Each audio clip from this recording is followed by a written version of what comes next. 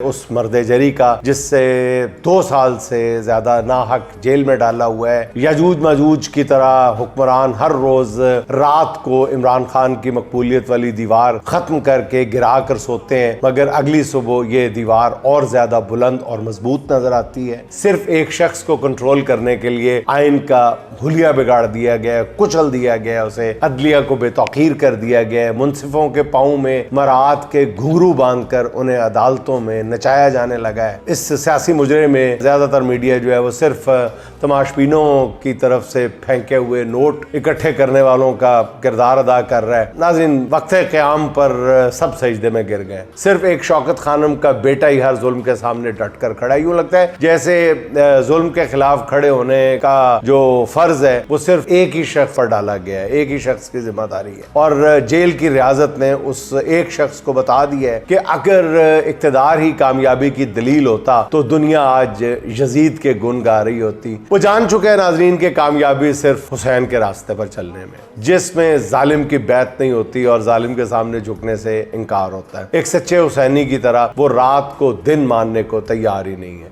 जिसकी सजा ये है कि उसे पहले जेल में डाला गया, फिर उसकी मुलाकातें महदूद की गई,